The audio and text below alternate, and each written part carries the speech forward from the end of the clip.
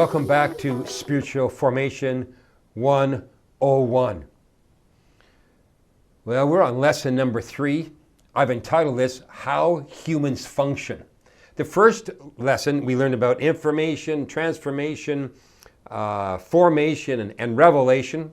Last week, we talked about how human beings are put together, what makes them basically human. We talked about body, soul, spirit.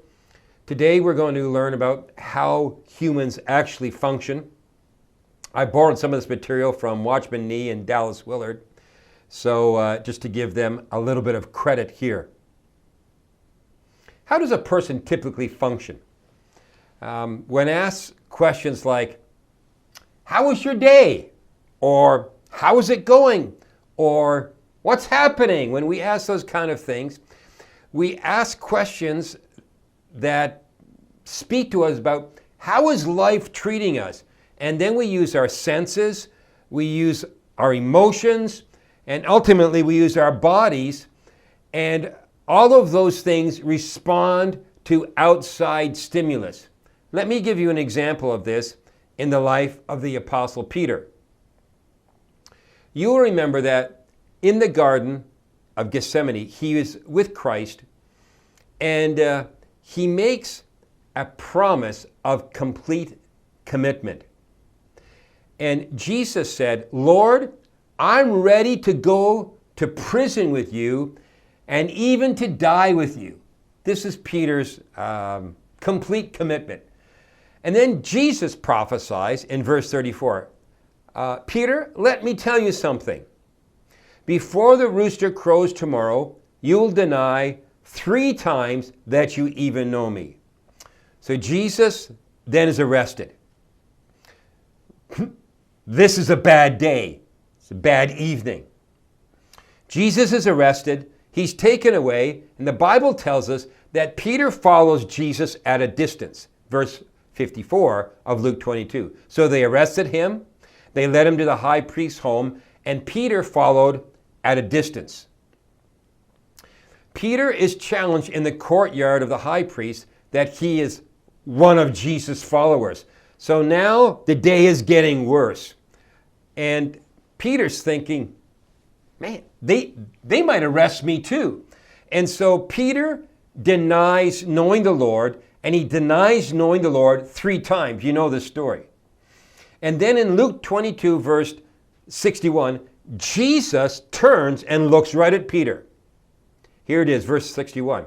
At that moment, the Lord turned and looked at Peter, and suddenly the Lord's words flashed through Peter's mind, before the rooster crows tomorrow morning, you will deny 3 times that you even know me.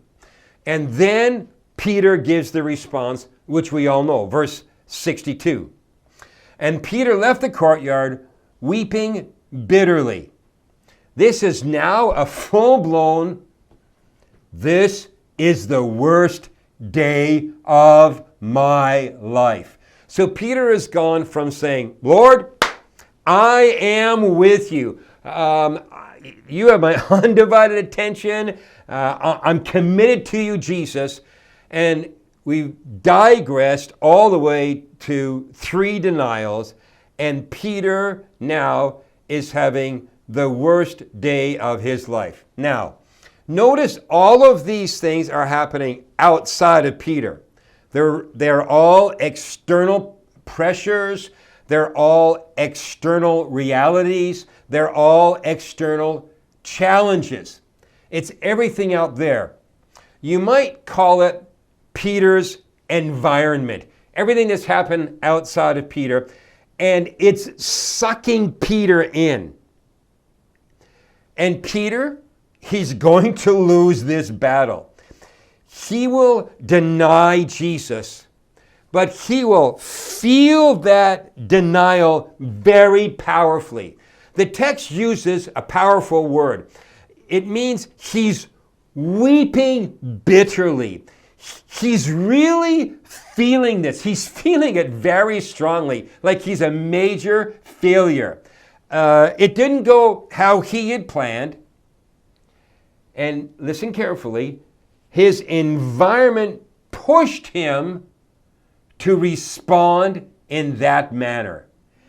The environment pushed him to respond in that manner. Well, I have on the occasion injured myself over the years, not lately, but over the years, I injured myself playing hockey, playing tennis.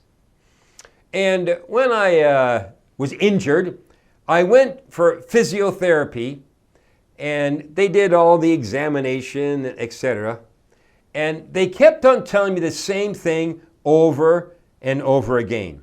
They looked at me and they said, "Peter, your core is weak. Your core is weak." And then they started to talk to me about how to strengthen this core. And if I would strengthen my core, I would lessen the possibility of injury. And if I didn't strengthen my core, I would face the same problem of injuring and pulling various muscles. Here's a question that I want you to wrestle with, and we're going to hopefully answer it today.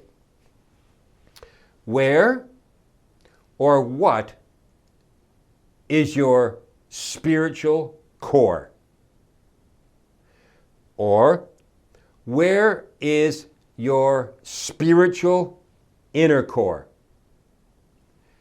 Let me read to you from Proverbs chapter 4, verses 20 to 23. "My child, pay attention to what I say. Listen carefully to my words. Don't lose sight of them. Let them penetrate deep into your heart." Listen carefully. "For they will bring life to those who find them, and healing to your whole body." Verse number 23, "Guard your heart above all else, for it determines the course of your life." Wow. Guard your heart above all things, for it determines the course of your life. This is your inner man. This is your inner core. This is the inside of you, the inner core of you. Jesus said it this way. This is Luke chapter 6, verse 45. "The good person out of the good treasure of the heart produces good." The good person out of the good treasure of the heart produces good. The evil person out of the evil treasures produces evil.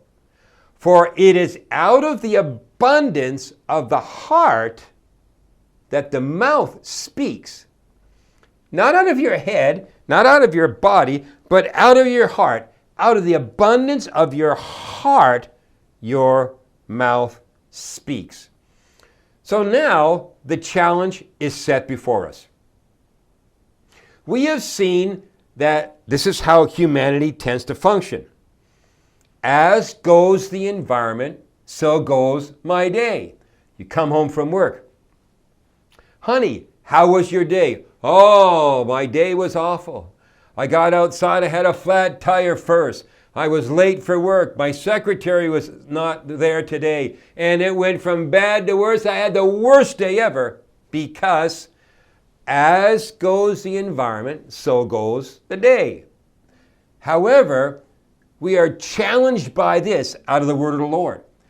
What part does my heart play in all that? My inner core. And here's the challenge, back to Proverbs chapter 4, verse 22. Guard your heart. Guard your heart, for your heart determines the course of your life. That's the New Living Translation. The New International Version says this: above all else, guard your heart, for everything you do flows out of it. Wow. Let me introduce to you a concept by two diagrams I'm going to show you quickly. And I'll explain more as we go on in the next couple of weeks. I have this diagram of these concentric circles. The inner circle, I want you to think of in terms of your inner core. The next circle out, your mind. The next circle out, your body, your physical body. So look at the definitions here. The inner core. You could call that your heart. You could call it your mind, perhaps your soul. You could call it your inner man. The mind, this is where you do your will, your emotions, and your volition. It's sometimes called the outer man. That's what Watchman Nee would call it. And sometimes called your soul. And then, of course, the body, that's the physical body. That's the outermost man. Again, that's a Watchman Nee term.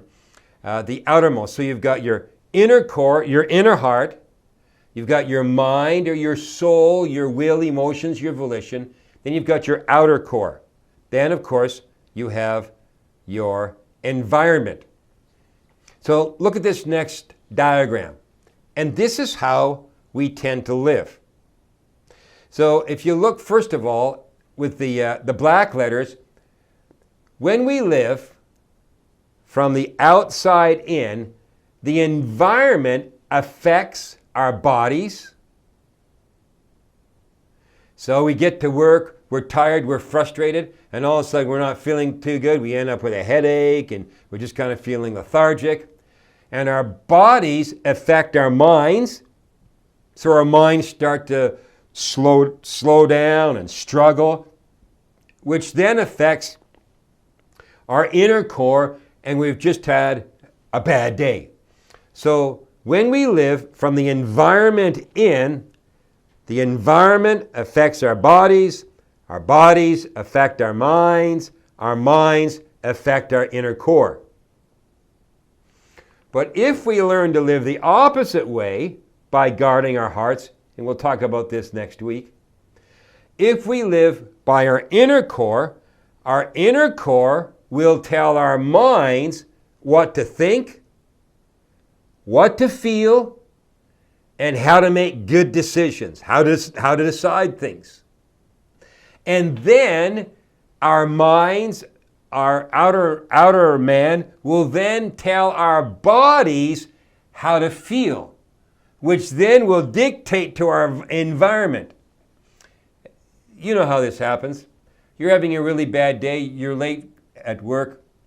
Your boss comes in your office and says, "Tom, how are you doing today? I was thinking about you. I brought you your favorite coffee, a Tim Hortons double-double, and I got you a breakfast sandwich because I just thought you're going to be late today. I just want to bless you. You're going to have a great day today." And he turns and he leaves, and instantaneously, bang, just like that, you're going, "Wow, yeah, I feel better already." Because your boss is living from the inside out, and he begins to change the environment around him. So you're depressed, you're sad, you're discouraged, but he comes in and he spreads good cheer. He gives you a coffee and a breakfast sandwich. He begins to change the environment in your office by his good inner core heart. So how do humans function? They either function from the outside in or from the inside out. How does God want us to function? Well, you've already guessed this. From the inside out. And that's where we're going to pick it up next. God bless you.